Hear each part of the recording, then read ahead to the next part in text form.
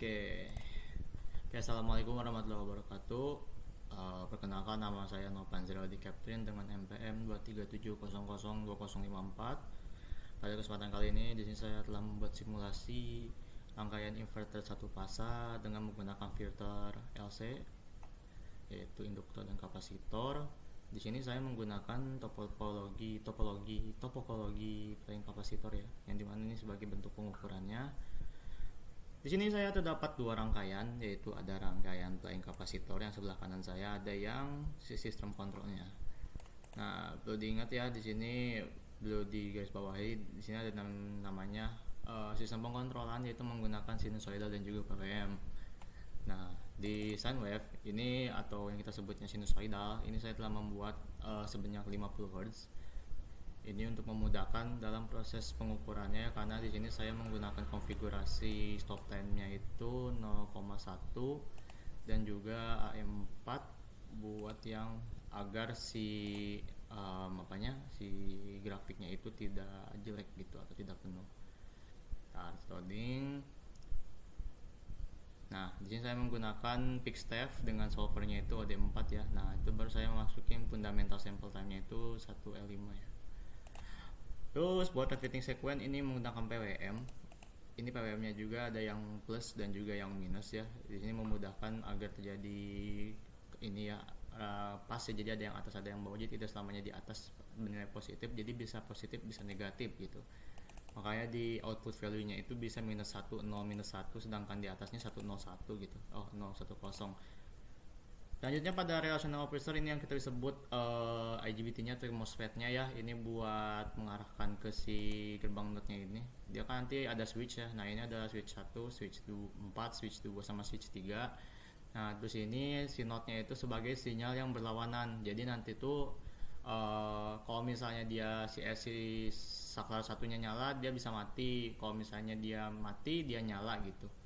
Segitulah, seperti itulah gambarannya. Nah, kita menggunakan discrete 5E dikurangi 0,5 second atau kita sebut 50 microsecond ya.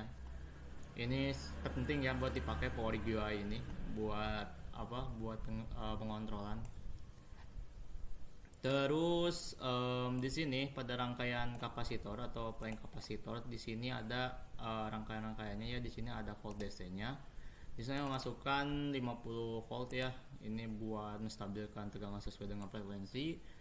Terus di sini saya sengaja memasukkan resistor di sini karena kalau misalnya semuanya kapasitor ini MATLAB-nya bakal error ya, karena si arusnya itu tidak mencapai ke penahannya dulu gitu. Ya tadi kalau misalnya tidak ada resistor dia bakal rusak.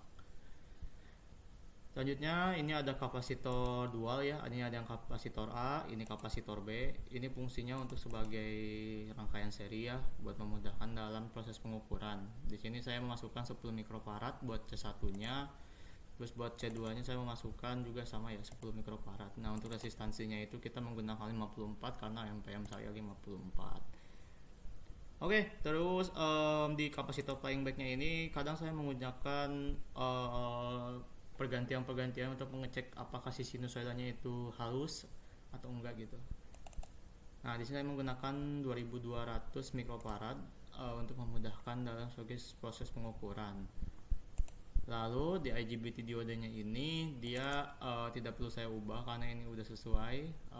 Paling tadi saya menggantikan instrumennya itu menjadi kayak gini, cuman karena tidak terpakai jadi saya nonaktifkan saja ya gitu.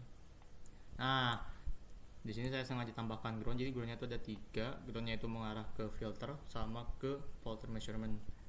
Terus di induktor, nah di induktor ini saya bisa masukkan nilai 10 ya, ini karena sebagai penjagaan. Tapi kalau misalnya kita coba menjadi 0,025 dikarenakan sesuai instruksi dari dosen itu menggunakan 25 mH bagi kelas B, dan kebetulan saya kelas B gitu.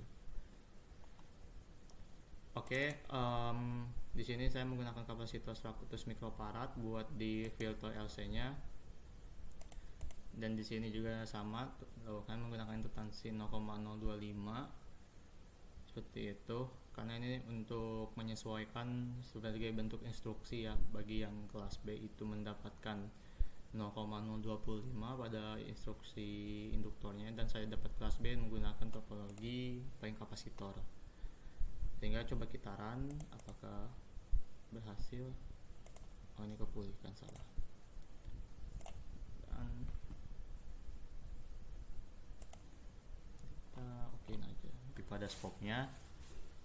Di sini outputnya itu mengalami sinusoidal ya, walaupun di sini ada sedikit noise atau ripple, di sini tidak seimbang, tapi mulai kesini dia udah mulai sesuai ya garis sinusoidalnya. Ntar saya cat dulu terusnya. Oke. Ini emang sedikit nge-lag ya di laptop sayanya.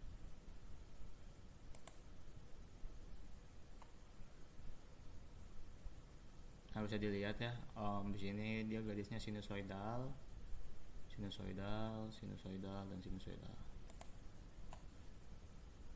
Lalu kalau misalnya saya tidak mau pakai filter LC, dan nanti dia bakal langsung ini teman, langsung PWM sinyalnya. Jadi ini tidak usah pakai filter ya berarti ya ini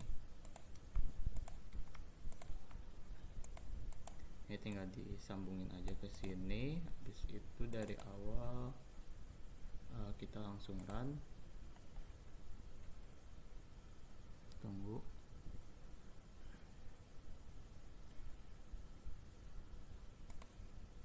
Nah, ya, bisa dilihat nih hasilnya menjadi PWM ya, bergelombang atas bawah. Ini didapatkan dari hasil repeating sequence ya, yang makanya tadi saya jelaskan yang pertama sama yang kedua itu memiliki nilai positif dan nilai negatifnya seperti itu.